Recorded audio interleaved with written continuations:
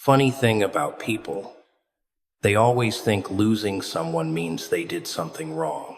They replay the memories, the laughter, the words, over and over, trying to find the exact moment it all slipped away. But what if it wasn't a mistake? What if it was a setup? What if the one you called special wasn't meant to stay but to shake you awake? You see, sometimes what feels like abandonment is actually protection.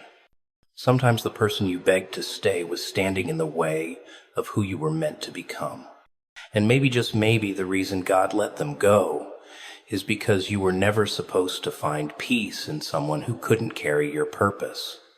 Loss is strange, isn't it? People think it's final, a clean cut, a punishment.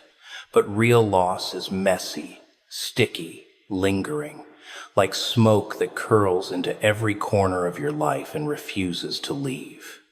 You can't scrub it away, can't ignore it, can't bargain with it. It doesn't care about your tears, your anger, your begging. It sits there, quiet, patient, watching you stumble through your own mind until you realize it's not gone, it's working. Loss is not absence. Loss is redirection.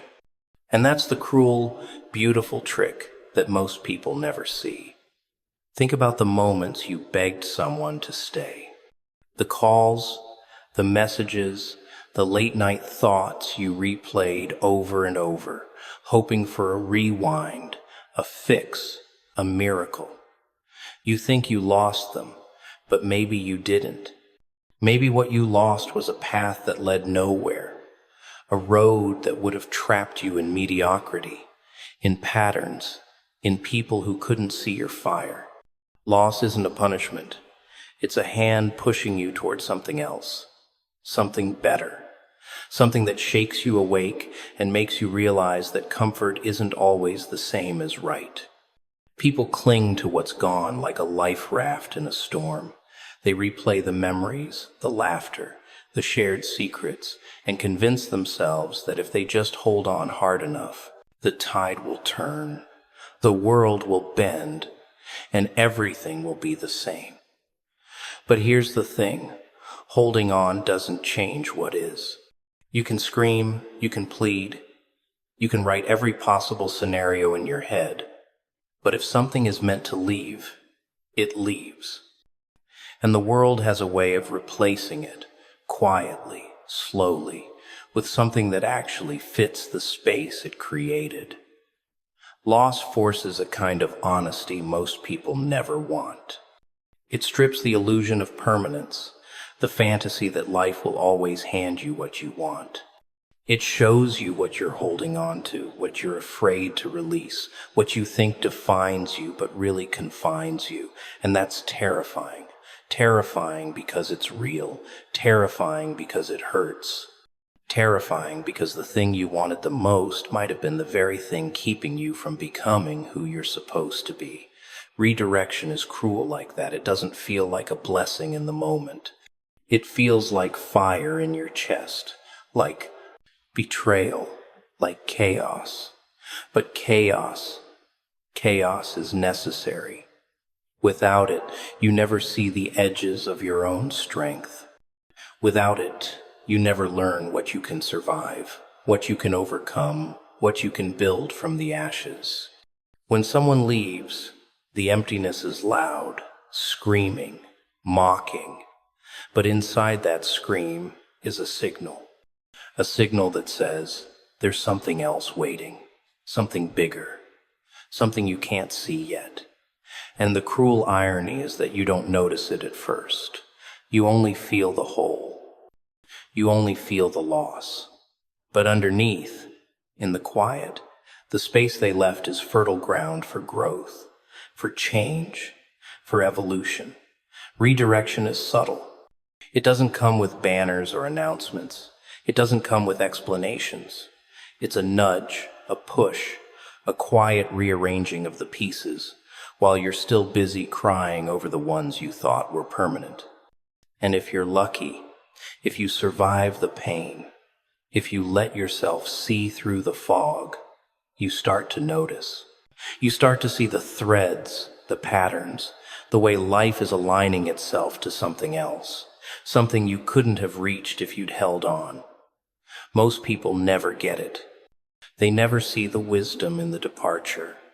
They never understand that letting go is not weakness, not failure, not rejection. It's preparation.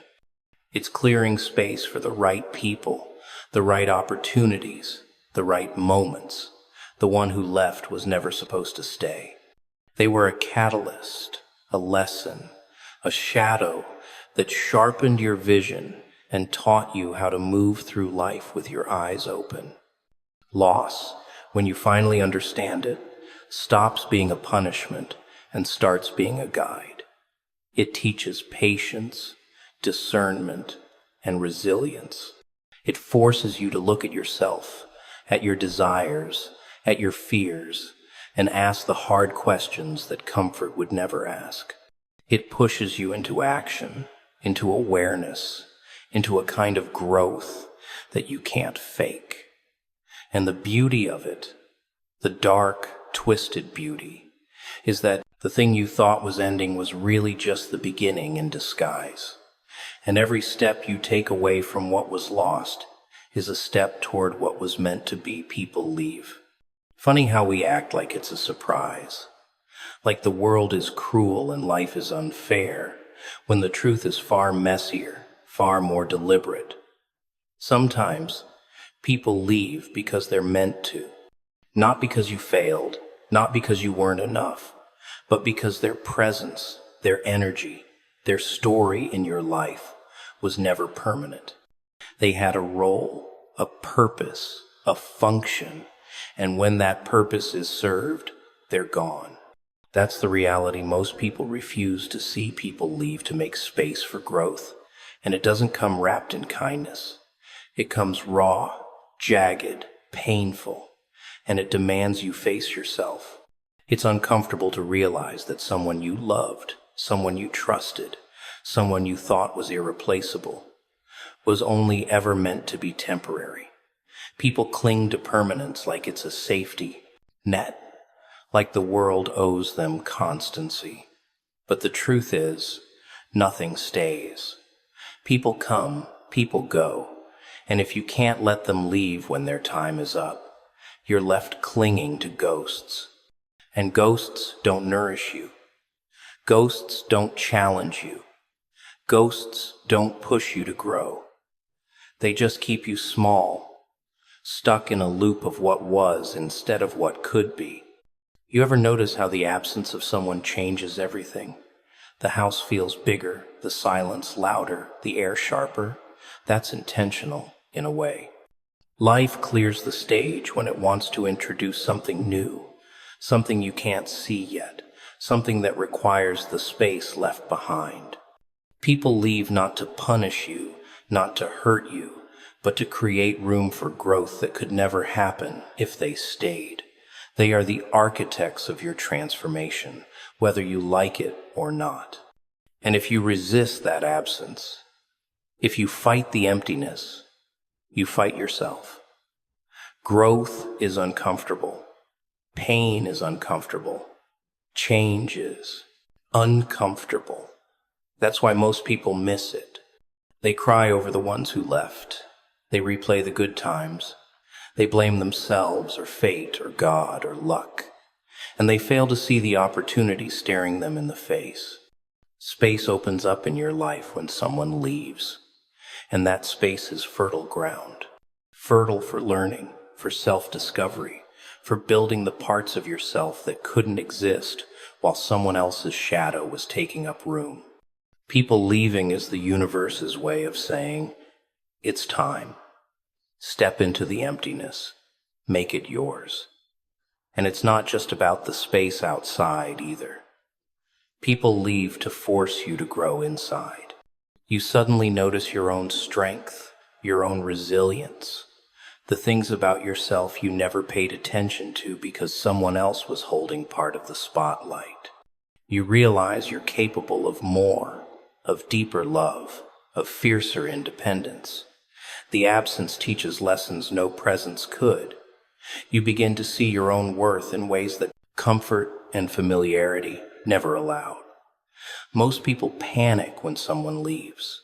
They see it as a threat, a loss of control, a reflection of inadequacy.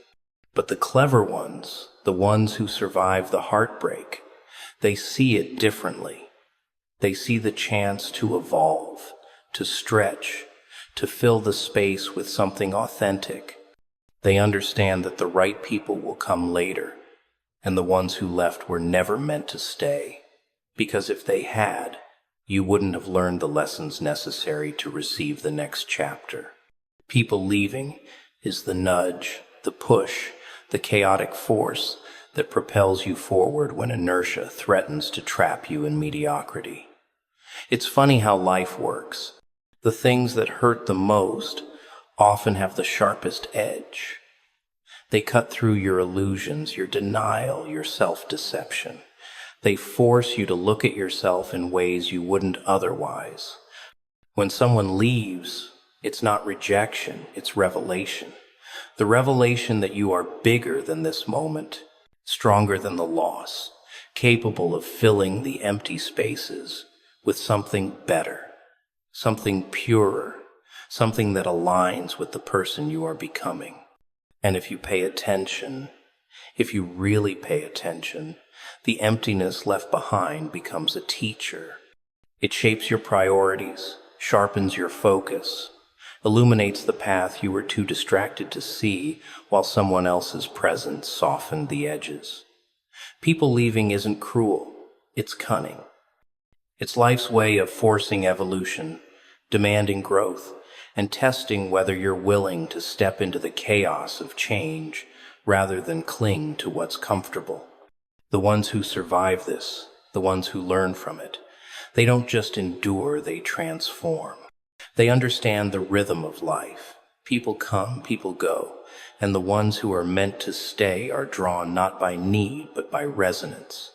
Those who leave were never permanent because permanence would have stunted you, blinded you, kept you small.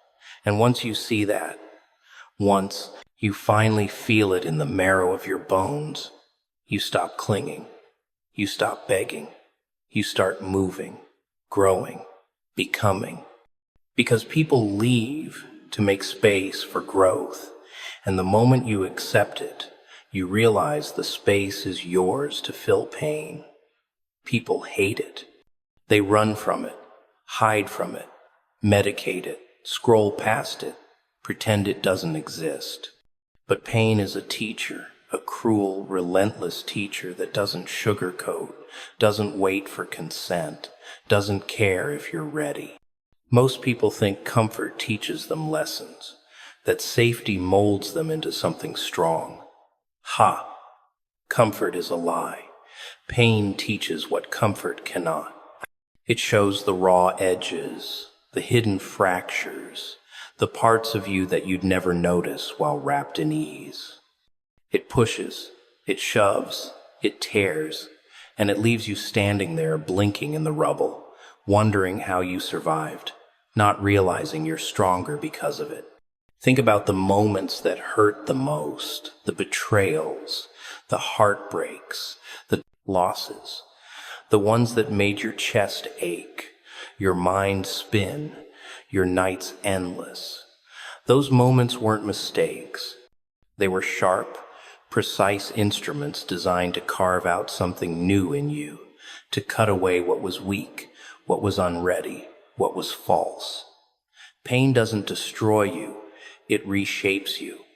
It teaches you to recognize truth, to value authenticity, to see the people and opportunities worth holding and the ones you must let slip away. Comfort can lull you, but pain rips off the blindfold and leaves you raw, alive, and aware. Most people fear pain because it's uncomfortable, because it destabilizes the illusions they cling to, because it forces them to confront themselves. But fear of pain is exactly what makes it necessary. You can't evolve while hiding from it. You can't learn while numbing it.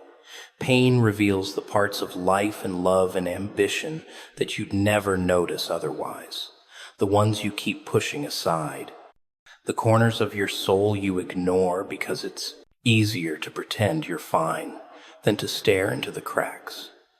Pain forces that stare, and in doing so, it makes you sharper, fiercer, more awake.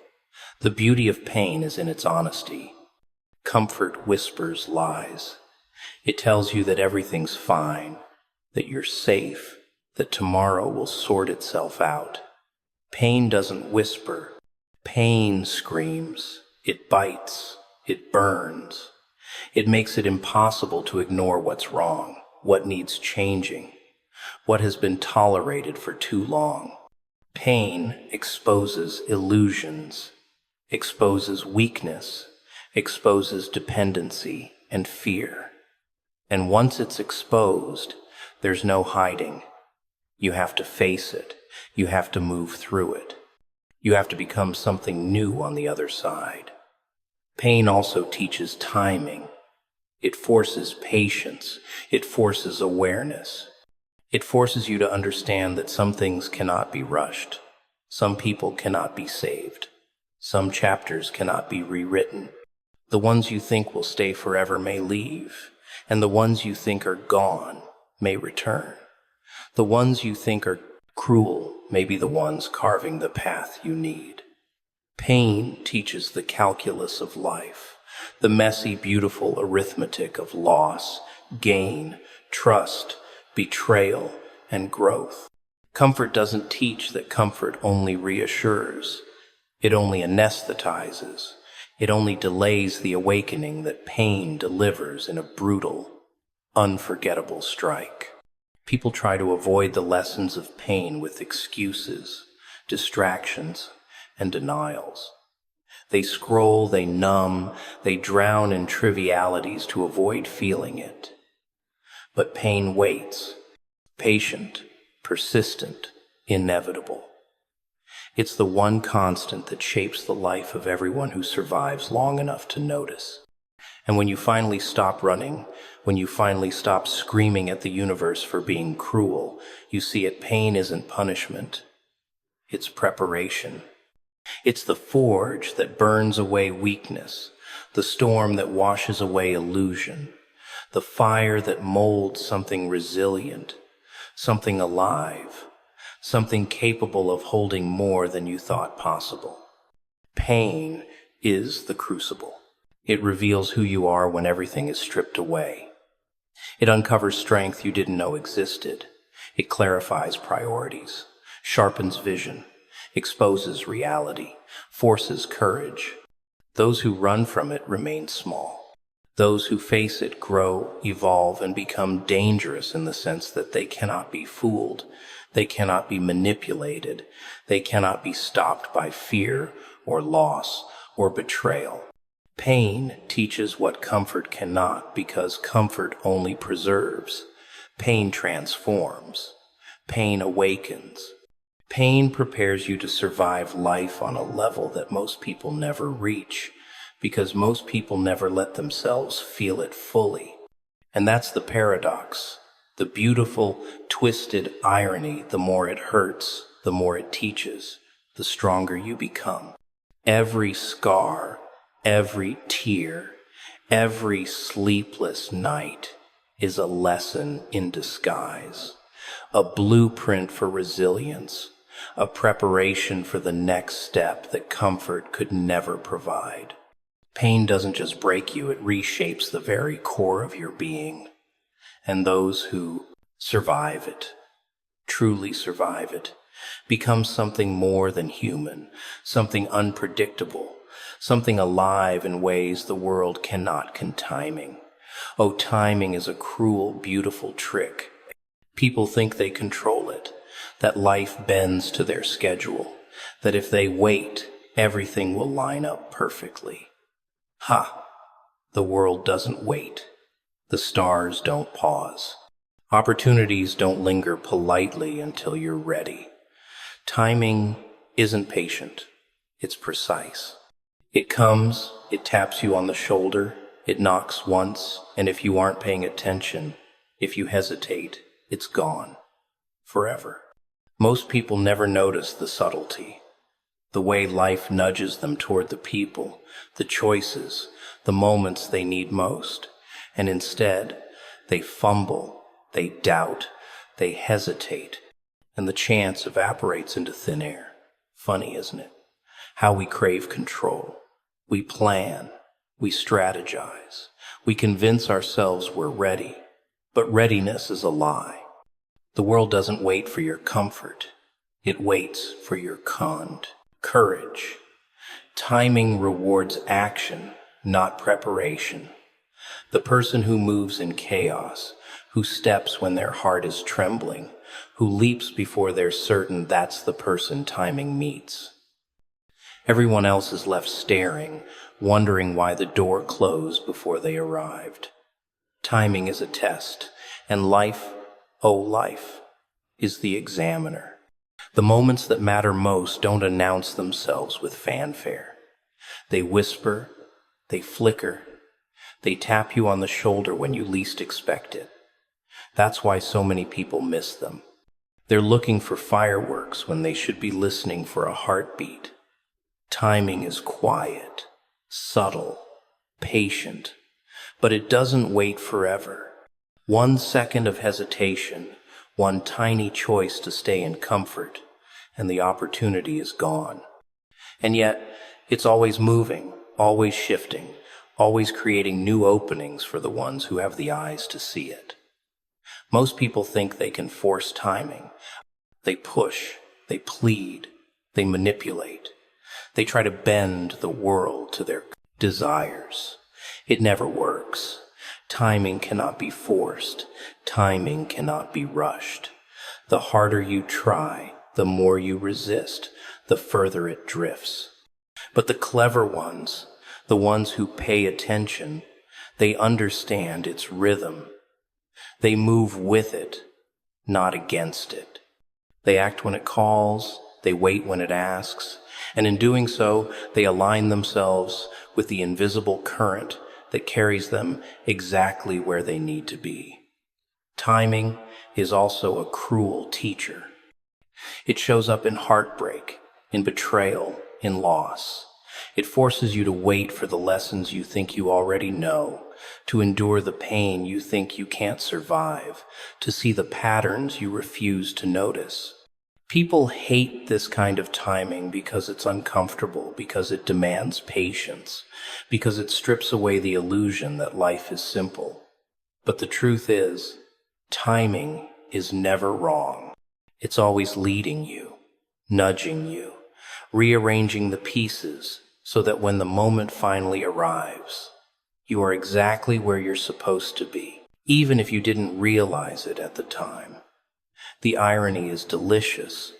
People mourn lost opportunities, complain about missed chances, curse fate, and yet, all along, timing was doing its work. The person who left, the door that closed, the chance that slipped away, it was all preparation, all alignment, all moving you towards something you couldn't have reached otherwise. Timing is the quiet hand behind the chaos, the invisible architect of destiny, the reason why some people crash and burn while others rise from the rubble, smiling, alive, unstoppable. And here's the kicker, timing is impartial. It doesn't favor the deserving, it doesn't reward the lucky, it doesn't wait for your excuses. It rewards the awake, the aware, the willing, the ones who move, even when the world seems still. Timing is a dance, a rhythm, a pulse, and the more attuned you are, the more you feel it. You notice the signs, the nudges, the patterns. You understand that delay isn't denial, that absence isn't rejection, that waiting isn't wasted. Timing is teaching, testing, shaping, and the moment you grasp its rhythm, you step into the flow, and life stops being a series of random events and starts being a symphony of purpose. But most people never see it. They stumble through life, impatient, anxious, grasping, missing the subtle messages hidden in coincidences, in pauses, in people leaving or arriving. Timing doesn't shout. Timing whispers. And the ones who listen, the ones who act at the right moment, who pause when necessary, who jump when they feel the invisible nudge, those are the ones who live fully, who thrive, who find the doors opening just as they reach for them. Timing is never cruel. It's exact, precise, unforgiving. And only the ones who respect it, who understand it, who move in harmony with it, truly receive its gifts. Letting go, it sounds simple, doesn't it? People say it all the time like it's a polite suggestion. Just let go. But letting go is messy, jagged, brutal. It cuts through your comfort, your illusions, your identity. Most people cling to what they shouldn't, to the familiar, to the safe, because letting go feels like losing a part of themselves. But here's the twist. The part you think you're losing was never yours to hold anyway. Sometimes, letting go is the only way to reclaim the parts of yourself that have been trapped in someone else's shadow. Think about it. You've held on to people, relationships, dreams, even habits that weigh you down. You've gripped them tight because the fear of losing them feels scarier than the pain they cause. But holding on isn't love. Holding on isn't strength. It's fear masquerading as hope. Letting go. Though letting go is courage. It's the willingness to step into the unknown, to trust that the emptiness left behind is fertile ground for growth, for something new, for something real. Letting go doesn't erase the past. It acknowledges it, learns from it, and then moves forward without dragging the baggage of regret behind. The hardest part of letting go is realizing that closure isn't always given, that people aren't always ready to say goodbye, that the world doesn't pause to make your pain comfortable. You have to do it yourself. You have to make the decision to release the grip, to stop replaying the conversations, the mistakes, the what-ifs. You have to stare at the emptiness and understand that it's not punishment. It's preparation. Letting go is the moment when you reclaim your power, when you stop asking for someone else's permission to be whole. Most people resist letting go because it requires honesty, brutal honesty. It forces you to look at your own desires, your own mistakes, your own complicity in holding on too long. It makes you face the truth, that sometimes people leave not because you weren't enough, but because their presence in your life had run its course. That the weight you carried wasn't theirs to lift. That the love, the friendship, the connection you fought to preserve was never meant to last forever. And accepting that truth, oh, that cuts deep. But it's also the beginning of freedom. Letting go also teaches perspective. It shows you what really matters, what was always worth keeping, and what was just an illusion you clung to because you were afraid of being alone, afraid of starting over, afraid of seeing yourself without someone else's reflection in your eyes. The emptiness that follows letting go is not a void. It's a mirror that shows your resilience, your strength, your capacity to heal and rebuild.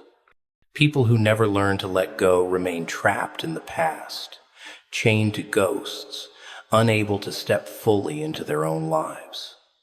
There's a rhythm to letting go. It doesn't happen all at once. It's messy. It's chaotic. One day you feel ready, and the next you're back in the cycle of doubt, fear, longing. That's normal. That's human. Letting go isn't a switch you flip. It's a process, a dance with pain and acceptance. Every tear, every moment of anger, every pang of missing someone is part of the curriculum. It's the universe teaching you that you can survive absence, that you can thrive in solitude, that you can rebuild yourself stronger than before. And here's the irony: letting go often opens doors you never saw. The space left behind is fertile for new connections, new opportunities, new experiences that align with the version of yourself you were always meant to become. The harder you grip, the more you miss. The looser your hold, the more life has room to fill your world with what belongs to you. Letting go is not giving up. It's claiming a future that was always waiting beyond the shadows of the past. Most people never master it. They hold, they cling, they resist, and they suffer quietly, endlessly. But the ones who embrace letting go, who stare at the void and step forward, anyway, they discover something remarkable. They discover power. They discover clarity. They discover that life isn't about what you can control, what you can hold, or who you can keep. Life is about moving, evolving, choosing yourself, and trusting that the universe always has room for those willing to release what no longer serves them. Letting go is the silent rebellion of the soul. It's the act of declaring that your life, your happiness, your growth will not be dictated by the presence or absence of another.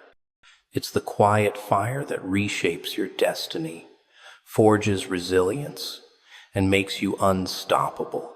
Every release, every surrender, every decision to stop clutching at what's gone is a step toward freedom, a step toward the life you were always meant to claim, a step toward understanding that what leaves your hands often returns to you in ways far greater than you ever imagined.